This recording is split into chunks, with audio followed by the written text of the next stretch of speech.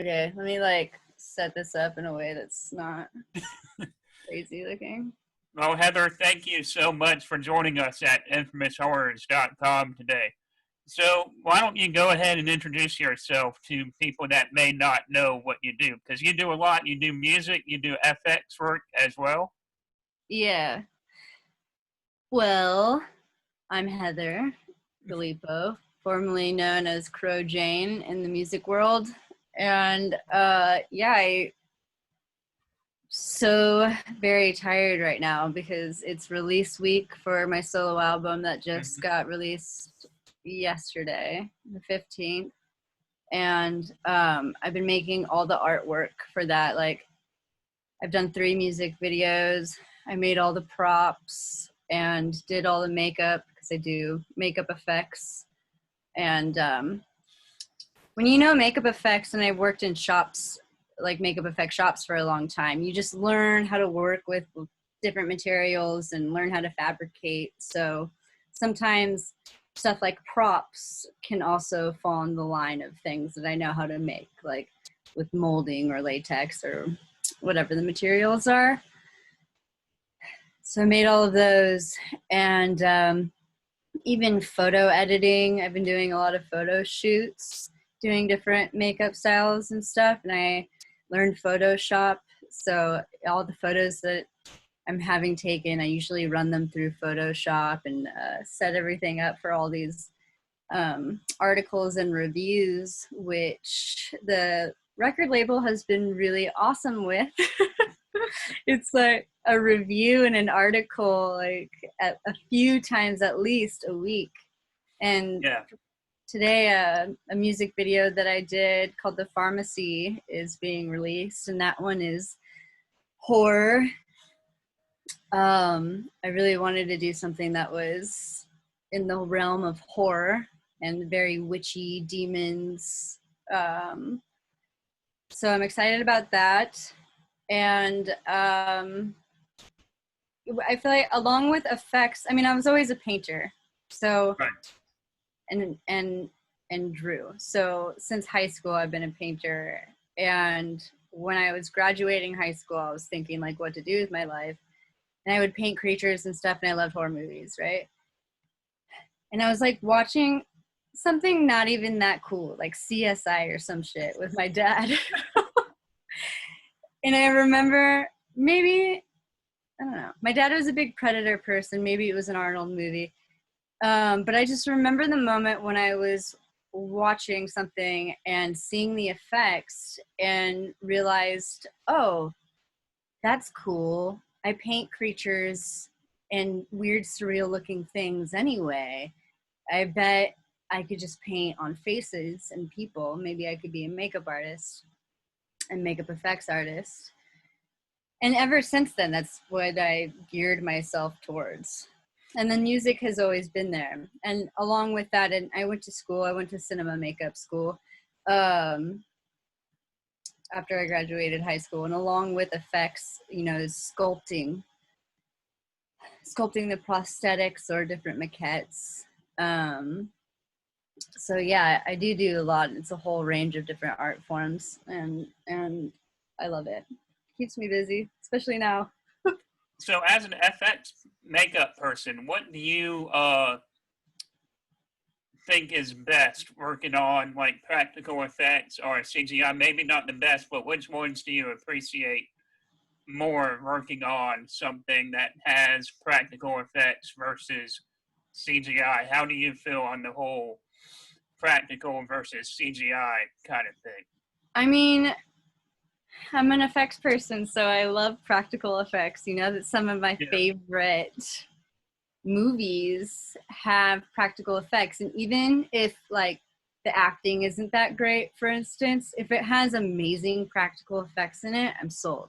I don't know, that's just me, but and that seems to be the definition of 80s horror movies. Not so much great acting, but awesome practical effects, right? Yeah. Have you seen the movie Society? Yeah, a long time ago. Yeah, but yeah. Yeah. Yeah, I mean, no offense to the actors in that, but I mean, it's not like the best, you know? but the effects are amazing. Have you Anyway, ever seen Spookies that came out around the 80s? which one did you say? Spookies? Spookies. I don't think so. I think you should look that one up. It has a Okay, well, lot of great practical effects in there. okay, yeah, I will. But I really do appreciate a good combination of practical effects and digital effects. When they're Yeah. married in like in the right way, where it's just digital enhancements to the practical effects, it could be done really well. Like, I've kind of lost a lot of steam on all of the new Star Wars, but the newest ones, I felt like married digital and practical effects really well on the aliens, as opposed to the Yeah. ones that came out when it was just all digital and bad.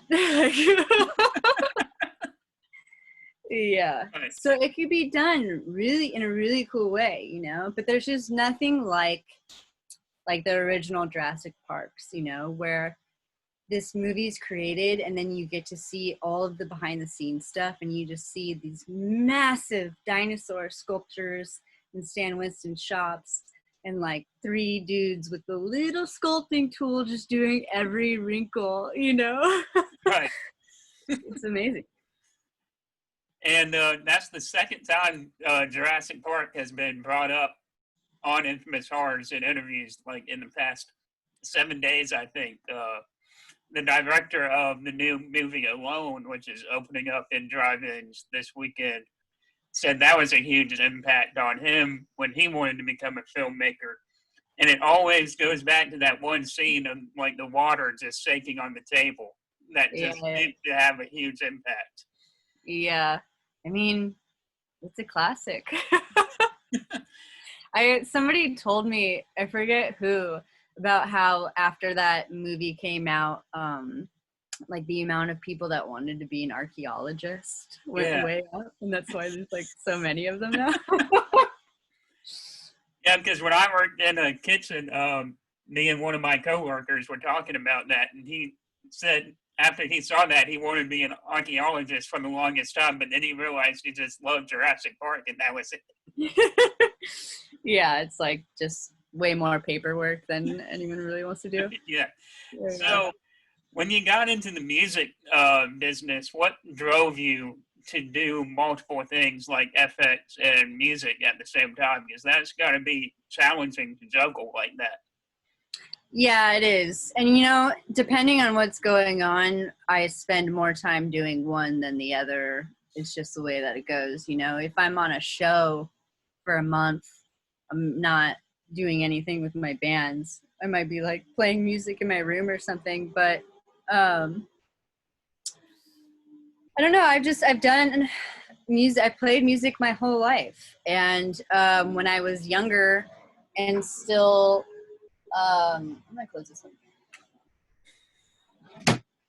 Sorry. Very loud diesel driving by. Yeah, when I was younger and still going to school for makeup effects and, still being a barista or whatever side job I had on the time because I wasn't doing it enough yet, that's where music was really taking off. So when my bands got pretty popular and I loved touring and it's been a happy marriage because being a part of music has opened the doors for different makeup opportunities, like music videos for like almost all my LA band friends. I've done makeup for them, for their music videos or something. And I've met different people on sets that are musicians themselves too, like especially in makeup effects. It's a lot of crossing. And so that's been really cool.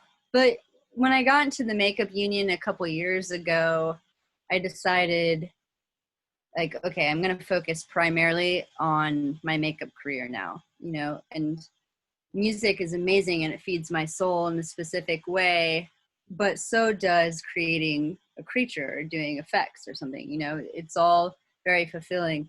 But being a makeup artist kind of gives back more than music does in terms of like material things like money. So hard to like have a career in music that pays you enough to have a sustainable living. So I started to do that. And but then when quarantine happened and it took all the makeup jobs away is when I decided to release this album.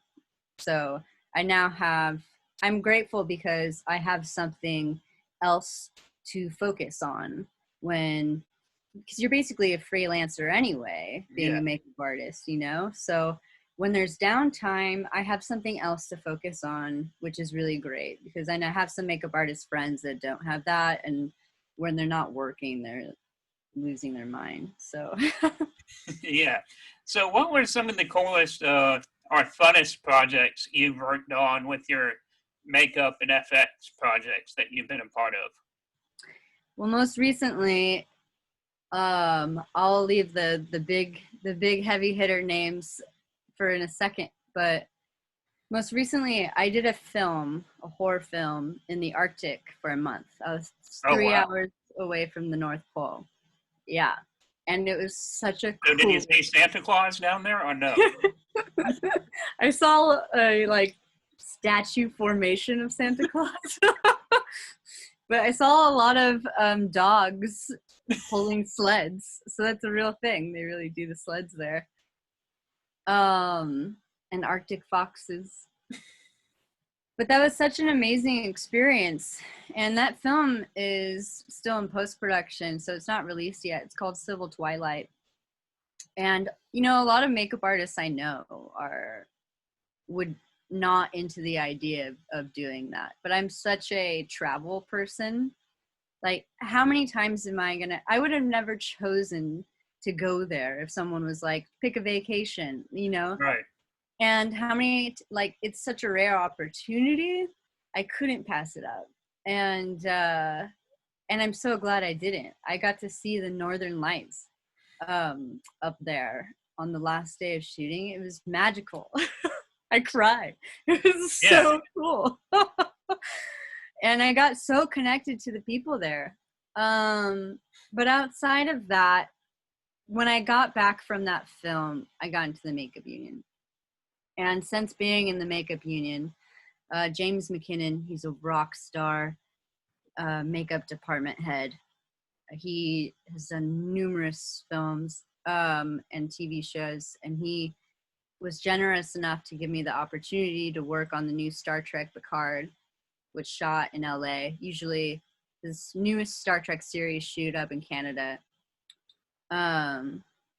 So that was really cool. And I knew some people that I haven't seen for a long time that were working on that, like Carrie Ayers, and I just had numerous friends that were working on it. So when I got the opportunity, I was so stoked. Like, I haven't seen Carrie Ayers for a while, and I worked with him at an effects shop like over a decade ago, and I was so excited to see him and excited to apply these amazing prosthetics on these characters in this amazing series.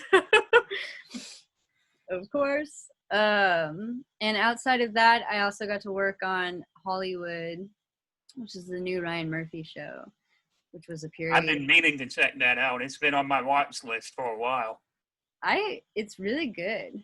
It's the storyline is really good and it looks amazing. So yeah, highly recommend.